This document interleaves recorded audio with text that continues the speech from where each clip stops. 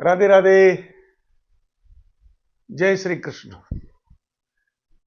तो श्रद्धालु, आज हम अपनी आध्यात्मिक यात्रा का 84वां एपिसोड देख रहे हैं।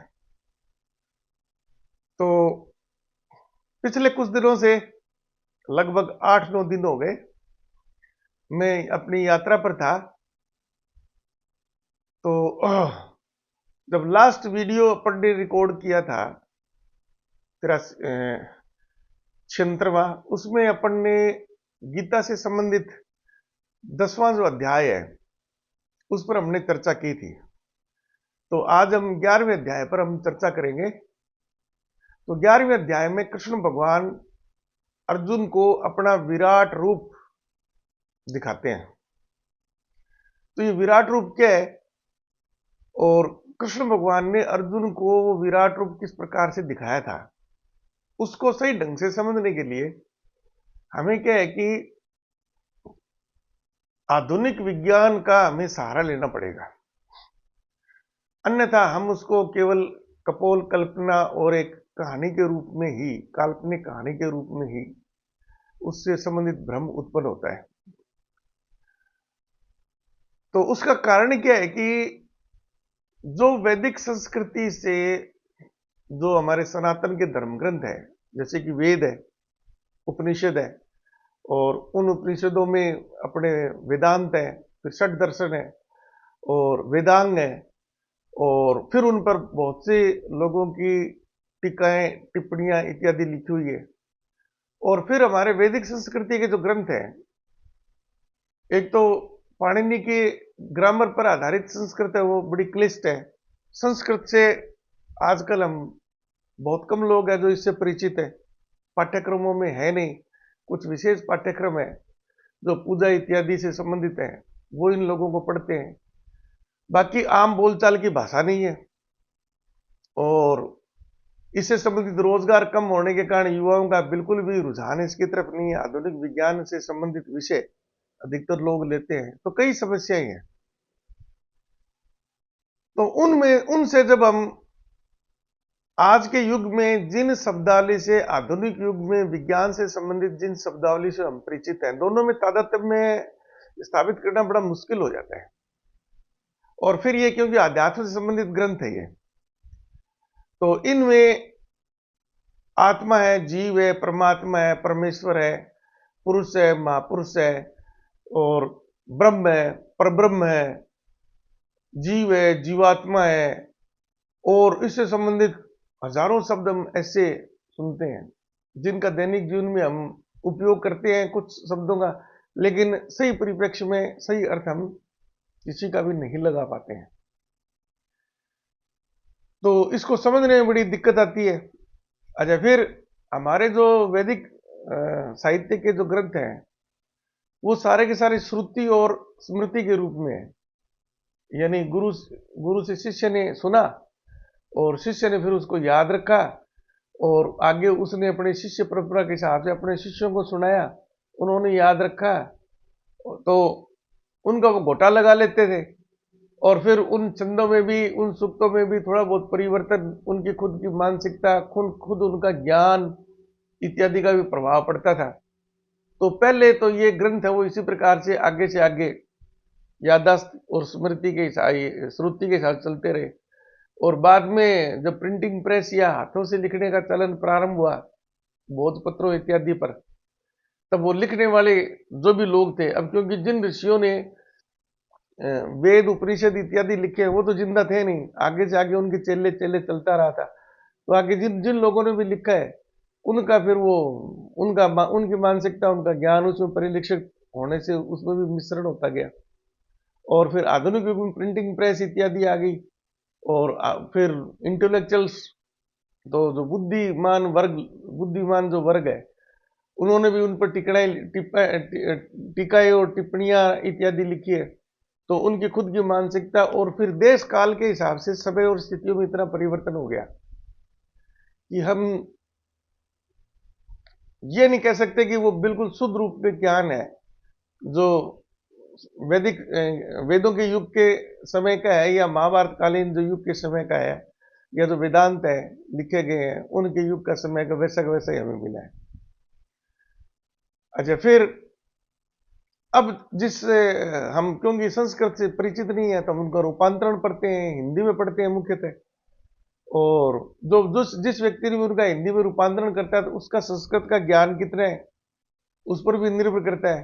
फिर उसकी अपने देश काल के हिसाब से उसकी खुद की मानसिकता उसमें परिलक्षित होती है, तो उसके शब्दों का अर्थ है इत्यादि उसमें परिवर्तन आ जाता है। जैसे उदाहरण के लिए गीता ले लीजिए आप, तो गीता तो मूल रूप से कृष्ण भगवान के द्वारा उच्चारित थी और लिखी गई वेद व्यास जी के द्वारा, और वर्णन आया उसमें संजय का।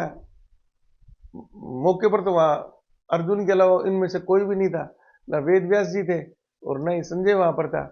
अब संजय को जैसा दिव्य दृष्टि कृष्ण भगवान ने दी उसको दिखाई दिया था या उसको सुनाई दिया था, वैसा वो बोलता है और वेद व्यास जी के द्वारा लिखी हुई है। तो आप ये मान लीजिए वेद व्यास जी को भी, वेद व्यास जी संजय के पास तो बैठे नहीं थे, तो वेद व्यास जी का कहीं कोई जिक्र नहीं आता, तो इसमें भी थोड़ा सा संशय है कि वेद व्यास जी को क्या नाम संजय ने बताया या वो है, क्योंकि वेद व्यास जी की लिखित माने तब भी उसमें केवल संजय और धृतराष्ट्र और अर्जुन और कृष्ण भगवान इन चार के ही श्लोक जो है प्रश्न उत्तर या जो भी है, तो वो इन चार का ही उल्लेख है। लेकिन फिर भी हम क्या है कि वेदों इत्यादि या वेदांत इत्यादि उपनिषद वगैरह है या और जो अपने धार्मिक ग्रंथ है, श्री भगवत पुराण इत्यादि है या वाल्मीकि रामायण है या महाभारत है वेद व्यास जी की, तो उनमें सबसे ज्यादा अपन प्रमाणिक विश्वसनीय है गीता को मान सकते हैं। एक तो छोटा ग्रंथ है, 700 श्लोक है इसमें, और श्लोक भी बहुत अच्छी सुंदर संस्कृत के हैं, काव्य रूप में है, तो उनमें परिवर्तन की संभावना भी कम है। लेकिन फिर प्रॉब्लम वही आ जाती है कि अंत में पढ़ते तो हम उनकी भी क्या रूपांतरण ही है, तो रूपांतरणकर्ता का भी उसमें वो इसमें शामिल हो जाता है प्रभाव। तो इस प्रकार से कई समस्याएं हैं। तो अभी जो अपनी धार्मिक यात्रा वो 8-9 दिन की करके हूँ, इसमें भी मैं करीब 50 के लगभग साधु सन्यासियों मठाधीशों से मैं मिला हूँ, उनसे मैंने चर्चा की है। और पहले भी मैं, आज मेरी 64 वर्ष उम्र है, तो 35 साल से मैं इन लोगों से मिलता रहता हूं। तो मुझे तो क्या है कि कोई भी ऐसा व्यक्ति है जो कृष्ण भगवान गीता में आख्यान कर रहे हैं या ज्ञान दे रहे हैं ना, उस ज्ञान को समझ पाया हूं। इनमें से अधिकांश वो क्या है कि भक्ति मार्ग वाले हैं, बस उन्होंने अपना अपना इष्ट बना लिया। जैसे रामानुज जी है, तो भगवान रामचंद्र जी को अपना इष्ट मानते हैं, उन्हीं की द्वारा ही वो मोक्ष प्राप्ति का प्रयत्न करते हैं या परब्रह्म को समझने की कोशिश करते हैं। बाकी जो शाक्त है वो शक्ति का उपासक है, शय वो शिव जी के उपासक है, वैष्णव है वो विष्णु भगवान के उपासक है। तो इस प्रकार से दुनिया भर के पंथ बने हुए हैं इसमें। तो कोई भी मुझे ऐसा नहीं मिला जो कि गीता को सही ढंग से समझ पाया हो। और मेरा जो अनुभव है निजी, वो निजी अनुभव ये है कि मैं विज्ञान का विद्यार्थी रहा, तो भौतिक विज्ञान से संबंधित मैंने क्या है कि पूरा मेरा अध्ययन था, और अद्वैतवाद आदि शंकराचार्य से मुझे इस चीज की जागृति या मुझे ज्ञान मान लीजिए कि आध्यात्म तो बिल्कुल कोई ऐसी चीज नहीं है जिसको समझा नहीं जा सके। भौतिक विज्ञान से प्रारंभ करके मैंने सारे वैदिक ग्रंथों का भी अध्ययन किया। फिर मनोविज्ञान को समझना, जो कृष्ण भगवान के जो चमत्कारिक घटनाएं थी हिप्नोटिज्म की, सम्मोहन की, तो उसको पढ़ने के लिए फिर मनोविज्ञान भी पढ़ना पड़ा। मनोविज्ञान को समझने के लिए मेरे को जीव विज्ञान भी पढ़ना पड़ा। और फिर मनोविज्ञान एक विज्ञान है या क्या चीज है, इसको समझने के लिए फिर योग शास्त्र मैंने पतंजलि का गीता प्रेस गोरखपुर का पढ़ा। उससे पता लगा भी मनोविज्ञान तो एक योगिक क्रिया है, तो कृष्ण भगवान तो योगेश्वर है, तो उनसे बड़ा तो कोई सम्मुख कोई हो ही नहीं सकता। तो ये जो सारी चीजें हैं, ये विज्ञान के द्वारा समझना बहुत आसान है। ये उसका कारण क्या है कि एक तो अपने वैदिक संस्कृति के जो ग्रंथ हैं वो इतने पुरातन और इतने लंबे समय काल के हैं कि काल और देश यानी स्थिति के हिसाब से बोलचाल की भाषा, मानव का स्वभाव, मानव का जीवन की जो लंबाई है, आयु है, उसमें परिवर्तन होना, फिर जनसंख्या की दृष्टि है, भौगोलिक क्षेत्र, सीमित क्षेत्र तक ही सभ्य जनसंख्या थी और इत्यादि, इसमें इतना परिवर्तन आ गया है कि उन पुस्तकों को, जब हम वैदिक संस्कृति की पुस्तकों को पढ़ते हैं, तो पहले तो वेद आ गए, फिर उपनिषद आ गए, फिर वेदांत में फिर षट दर्शन आ गए, 6 जो दर्शन है उनमें क्या नाम, बुद्धिज्म वाले हैं, बौद्ध दर्शन भी है, जैन दर्शन भी है, चारवाक जैसे दर्शन भी है, मीमांसा भी है, कपिल मुनि का सांख्य योग भी है, इत्यादि है। तो उनमें लगभग सब, तो सब में वही के वही है। किसी में ब्रह्म बोला गया, किसी में परब्रह्म बोला गया, किसी में परमेश्वर बोला गया, किसी में पुरुष बोला गया, किसी में परम पुरुष बोला गया, किसी में आत्मा बोली, किसी में जीवात्मा बोले, किसी में चेतन बोला है। इस प्रकार के शब्द है, वो सारे एक जैसे है। किसी में मन बोला है, कोई इस प्रकार के शब्द है। तो उनमें क्या है कि सभी ने अपने इन शब्दों का अलग अलग अर्थों में उपयोग किया, अपनी अपनी काल परिस्थिति के, क्योंकि सभी एक समान तो हुए नहीं, नहीं सब ये समकालीन है, नहीं कपिल मुनि और क्या नाम आदि शंकराचार्य और क्या नाम पतंजलि इत्यादि ये समकालीन है। तो इसमें बहुत ज्यादा कंफ्यूजन ही कंफ्यूजन है। आधुनिक विज्ञान की सुविधा ये है कि आधुनिक विज्ञान में मुश्किल से 200 वर्ष का विज्ञान है ये। अब 21वीं शताब्दी चल रही है, तो इसमें तो टेक्नोलॉजी का ज्यादा प्रोग्रेस हुई है, बहुत ज्यादा विकास हुआ है, और मूलभूत सिद्धांत आप वो 20वीं शताब्दी मान लीजिए और 19वीं शताब्दी मान लीजिए, पूरी इसमें ही विज्ञान के सारे आविष्कार हुए हैं। न्यूटन वगैरह थोड़े पहले के मान लीजिए, लेकिन वो बहुत ही सीमित क्षेत्र में ही नियम थे। बाकी जब से इलेक्ट्रिसिटी और इलेक्ट्रोमैग्नेटिज्म का पता लगा है ना, तब से ज्यादा विज्ञान ने एकदम से बहुत ज्यादा प्रगति की है। फिर मॉडर्न साइंस आ गई, फिर न्यूक्लियर साइंस आ गई। तो आज का जो आधुनिक विज्ञान है, उसके जो आविष्कार है, उसके जो विज्ञान की खोज है, वो तो चमत्कृत कर देने वाली है। आज जिन उपकरणों का उपयोग हम करते हैं, उस प्रकार के चमत्कार या उस प्रकार के जो उपकरण है, वो तो कहीं पर भी नहीं थे। ना महाभारत कालीन में थे, ना सतयुग में थे, ना त्रेता में थे, ना द्वापर में थे। उस वक्त विज्ञान तो ये का यही था, चीजें ये सारी की सारी है, वही पृथ्वी है, वही वायुमंडल है, कोई चेंज नहीं हुआ, वही तत्व है। विज्ञान के द्वारा उन्हीं चीजों को हमने पहचाना है। खोज तो करनी क्या है, वो ज्ञान तो वैसा का शाश्वत है ज्ञान, तो उसको आप अपनी सुविधा के हिसाब से पहचान लेते हैं। जैसे कि कृष्ण भगवान ने सांख्य योग का प्रयोग किया है, गीता अर्जुन को ज्ञान देने के लिए, प्रकृति का ज्ञान देने के लिए सांख्य योग किया। तो सांख्य योग के हिसाब से प्रकृति वो पंचभूतों से मिलकर बनी हुई है, तो उन्होंने 5 ही तत्व माने। उन्हीं 5 तत्वों का आधुनिक विज्ञान में विश्लेषण करते हुए फिर उन्होंने 108 तत्व, 109 फिर कृत्रिम रूप से बनाए उन्होंने। तो 109, 10, 12 तक तत्व उन्होंने खोज लिए थे। फिर परमाणु का विखंडन इत्यादि वो चलता रहा, उससे उन्होंने पता लगाया मूलभूत 3 गुण, फिर आगे पता लगा मूलभूत कण भी बहुत है। और जैसे जैसे विज्ञान की खोज होती गई, और आजकल आधुनिक टेक्नोलॉजी का जो हम उपयोग करते हैं, वो तो सारी चमत्कृत कर देने वाली बात है। आज हम अपने मोबाइल से दुनिया में किसी भी कोने से कोई भी घटना देख सकते हैं, किसी की भी लोकेशन देख सकते हैं, किसी से भी बात कर सकते हैं। उस वक्त ये घटनाएं केवल बहुत ही कम लोगों को ये ज्ञान प्राप्त हुआ, वो सिद्धियां मानसिक क्रियाओं से वो सब चीजें करते थे। तो संभव तो उस वक्त भी था, संभव आज भी है। आज तकनीक के रूप में हमने उपकरणों के द्वारा जन सुलभ बढ़ा दिया इसको। बाजार से कोई भी मोबाइल लो, अपनी सिम डालो, और क्या नाम गूगल से जुड़ जाओ, नेट से क्या नाम जीमेल आईडी बनाओ, और लो जी, सारी दुनिया आपके हाथ में, कोई भी आप काम कर सकते हैं, कुछ भी देख सकते हैं, किसी से भी बात कर सकते हैं, सब कुछ संभव है। उस वक्त इस प्रकार का जो ज्ञान है, दिव्य दृष्टि, अंतर्यामी होना, वो तो एक बहुत दुर्लभ घटना हुआ करती थी। अब महाभारतकालीन समय में कुछ लोग ही है, जैसे विदुर है, संजय है, और अर्जुन को थोड़े समय के लिए कृष्ण भगवान ने विराट रूप दिखाने के लिए ही अर्जुन को दिव्य दृष्टि दी थी। वेद व्यास जी है, इस प्रकार के गिने चुने हैं, कुछ ऋषि मुनि वाले उंगलियों पर गिन सकते हैं। आज तो जैसे कि 8 अरब के लगभग दुनिया है, तो 7.5 अरब तो मोबाइल का यूज करती है। बिल्कुल इंटीरियर में ग्रामीण क्षेत्र है, जो पशु त्राणे का काम करते हैं, वो भी मोबाइल का यूज करते हैं। तो इतनी, और फिर हथियारों की आप देख लो, आने जाने वाले साधनों की आप कल्पना कर लो। अब महाभारत कालीन में रथों पर ही सब चलते हुए देखे थे।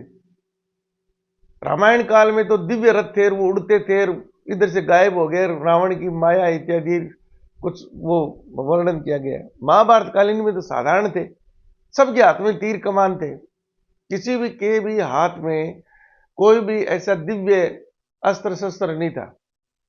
वो भी जो ब्रह्मास्त्र वगैरह, नागपाश इत्यादि या नागास्त्र वगैरह जो भी नाम लिए गए हथियारों के, अस्त्रों शस्त्रों के, तो वो तो धनुष बाण पर भी चलाए थे सबको। तो छोटी मिसाइल मान सकते हो आप, जिसको इस प्रकार से वो धनुष बाण से उनको प्रक्षेपित किया गया हो।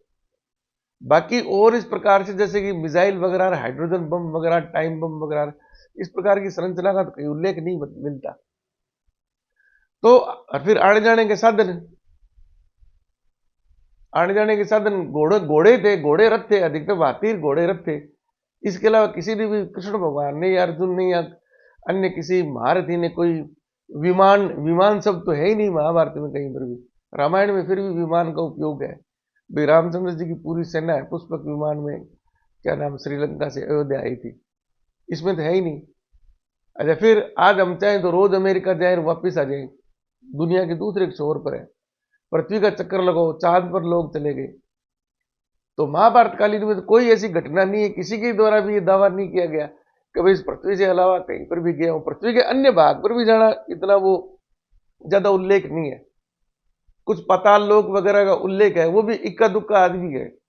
उससे संबंधित घटना मान लीजिए, जैसे हनुमान जी थे, वो क्या नाम, लक्ष्मण जी रामचंद्र जी को, वो कौन सा था वो, रावण का भाई, वो पाताल लोक में लेके चला गया था। या इंद्र मान लीजिए, क्या नाम है, इंद्र के नगरी में चला गया था, अर्जुन का जो युद्ध है और इस प्रकार का। लेकिन आम जनमानस के लिए तो सर्वसुलभ नहीं। आज हवाई जहाज की टिकट कोई लो और कोई जाओ, और कितनी रोज फ्लाइटें चलती है और चलती है अंतरिक्ष में। ये क्या नाम, स्पेस एक्स वगैरह अमेरिका वाले, वो तो कहते हैं हम चांद पर मंगल पर बसा देंगे लोगों को, चांद पर भी मनुष्य जाए। और जितना भी हमारे जो वैदिक ग्रंथ हैं, हालांकि वो ब्रह्मांड शब्द का प्रयोग करते हैं, ग्रह नक्षत्र वगैरह जो है अपने ज्योतिष शास्त्र में, तो कॉन्स्टलेशंस तक तो वर्णन है ज्योतिष शास्त्र में। अधिकतम कॉन्स्टेट जो हमारी राशियां और नक्षत्र है ना, और जो हमारे ग्रह हैं, तो उन उन सब का वर्णन मिलता है। लेकिन इस प्रकार से इतना विस्तृत ज्ञान वहां पर भी परिलक्षित नहीं होता कि आकाश गंगाएं, फिर वो इत्यादि, हाइड्रोजन बम और एटम बम और इस प्रकार के, फिर विद्युत, जिस प्रकार से आज हम एसी वगैरह, टीवी वगैरह, मोबाइल फोन इत्यादि घरों में, लाइट वगैरह, आने जाने के साधन, इलेक्ट्रिक ट्रेन वगैरह, इस प्रकार के साधनों का तो कहीं पर भी आम जनता के लिए तो उपलब्ध नहीं था। इसका मतलब ये नहीं कि ज्ञान उस वक्त नहीं था, प्रकृति है, प्रकृति का ही ज्ञान है ये। हम भी उसी चीज को पहचान रहे, उन्होंने भी उसी चीज को पहचाना था। लेकिन समय और परिस्थिति के हिसाब से उसमें उनको इतनी जरूरत नहीं थी। छोटा समाज हुआ करता था, सिंपल समाज हुआ करता था, तो उनकी दैनिक जीवन की समस्याएं भी हमसे बहुत भिन्न हुआ करती थी। आज हमारे दैनिक जीवन की समस्याएं वो बिल्कुल अलग प्रकार की है। तो दोनों जो विज्ञान है, इसमें तादात्म्य स्थापित करना है ना, बड़ा मुश्किल है। और अकेले हम केवल वैदिक ग्रंथों को पढ़ेंगे तो, मेरे को तो जितने भी साधु सन्यासी मिले हैं ना, किसी में भी ब्रह्म ज्ञान नहीं है। ब्रह्म ज्ञान की पहचान क्या है? आज जिसने मान लो वेद कंठस्थ कर रखे हैं, गीता सारी वो संस्कृत के श्लोकों पे बोलता है, भगवत पुराण और सबकी व्याख्या करता है, और वो रोज दिन भाषणबाजी वो लगे रहते हैं। हजारों हजार है, हजारों हजार, लाखों की संख्या में है। और पूरी दुनिया में आप देखो तो करोड़ों की संख्या में ऐसे महापुरुष।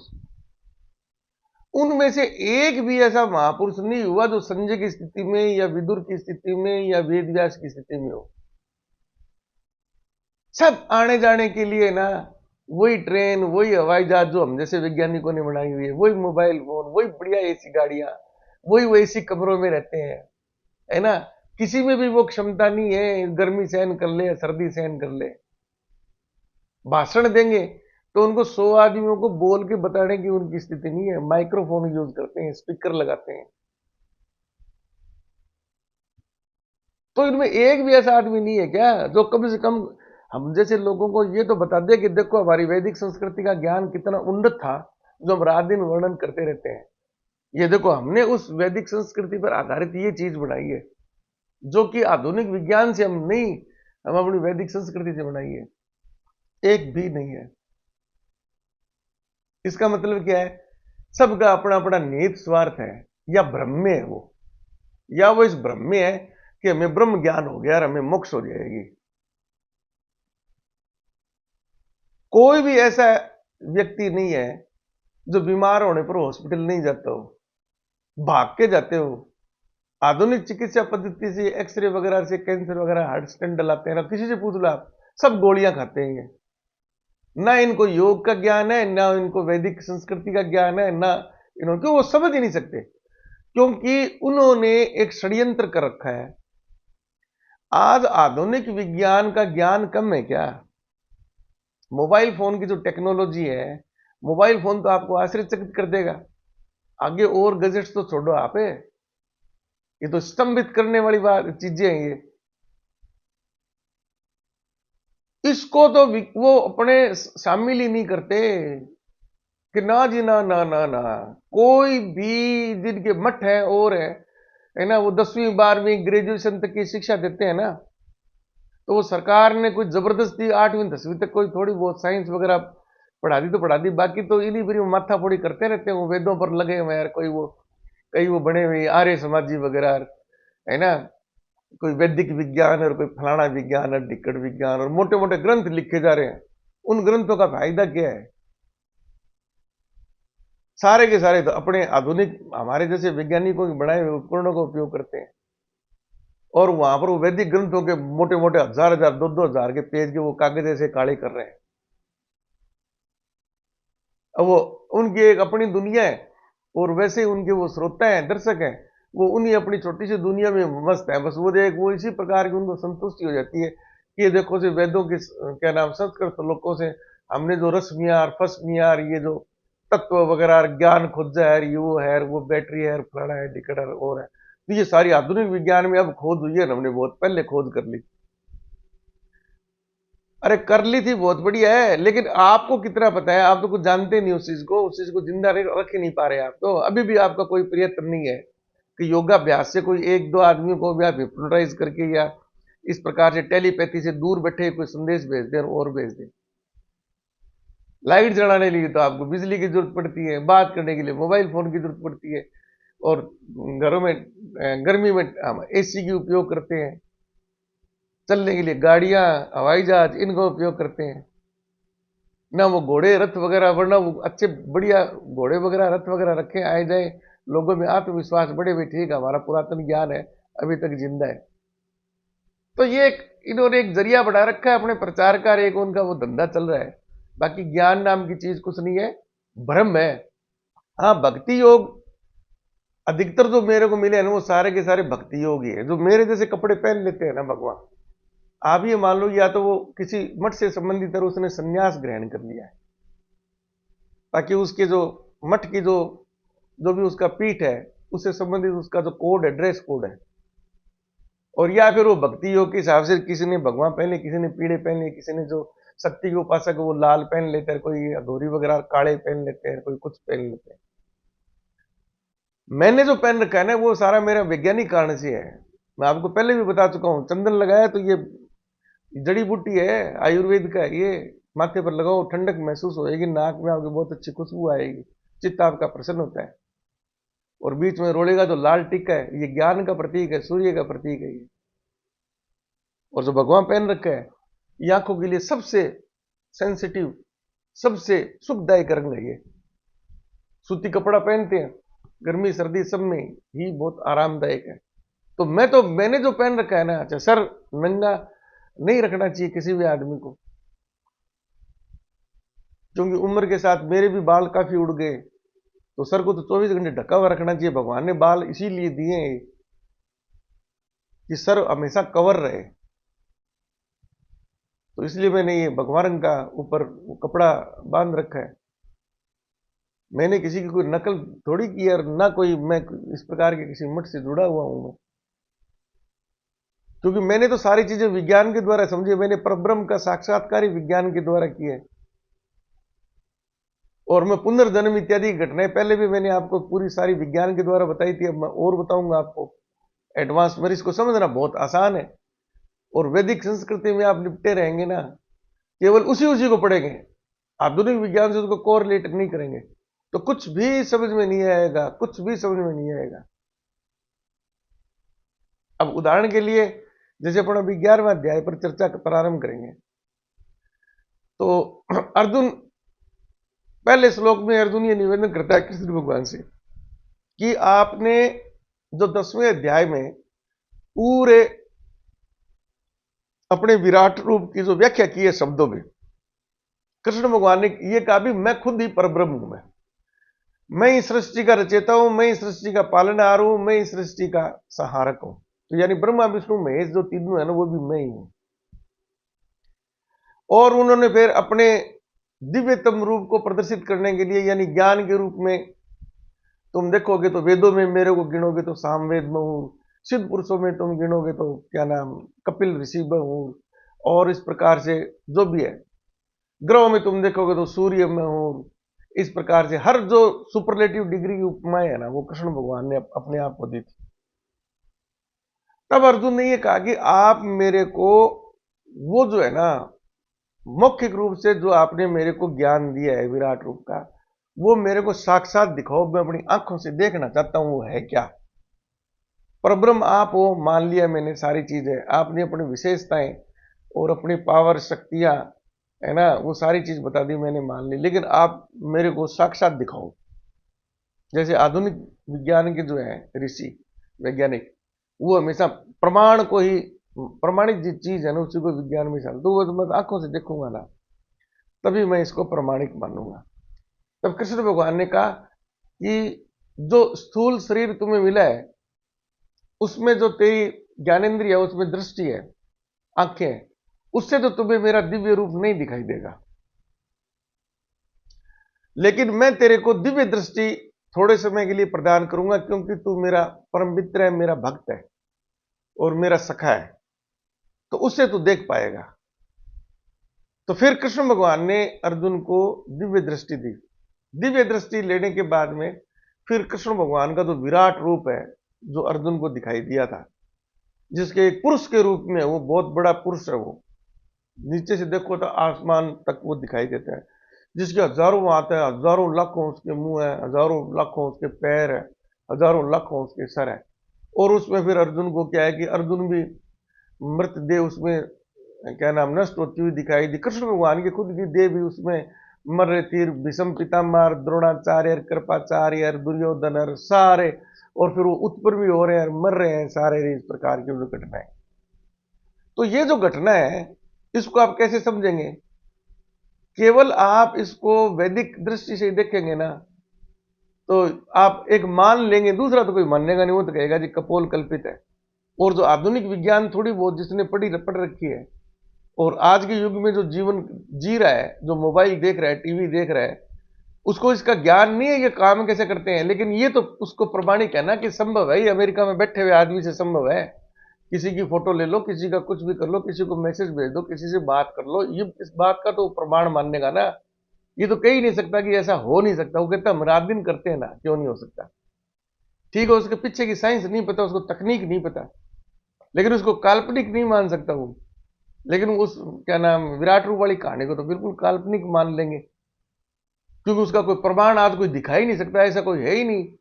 कोई ऋषि मुनि या जो मठाधीश बड़े बड़े बैठे हैं, कोई उसको इस प्रकार का प्रमाण वो दिखा ही नहीं सकते, तो कौन विश्वास करेगा? कृष्ण भगवान के बाद में तो कोई पैदा हुआ नहीं। अब कोई कल की अवतार किसी को दिखा दे तो एक अलग बात है। तो यहां की समस्या उत्पन्न हो जाती है। अब इसको अपन आधुनिक विज्ञान से जोड़ेंगे तो योग जो है शब्द, जैसे कृष्ण भगवान ने खुद इस शब्द का उपयोग किया, योग क्षेम वाहम्यम। तो योग का मतलब किसी के समर्पण हो जाना, किसी में आत्मसात हो जाना, किसी में जुड़ जाना, एक विस्तृत शब्द है ये।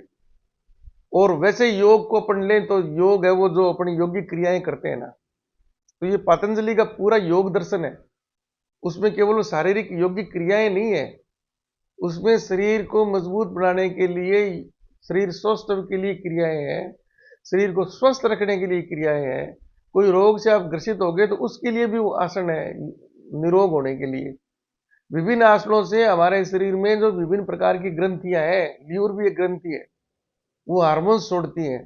तो जिस रोग से हम पीड़ित हुए हैं उसका कोई ना कोई कारण होता है, कोई वायरस है, कीटाणु है, किसी की कोई भी अधिकता हो गई है, जैसे शुगर की अधिकता हो गई है और कोई, तो उसको नियंत्रित करने के लिए शरीर में खुद में ही इम्यून सिस्टम होता है, तो वो इम्यूनिटी बढ़ाने के लिए भी योगिक क्रियाएं हैं।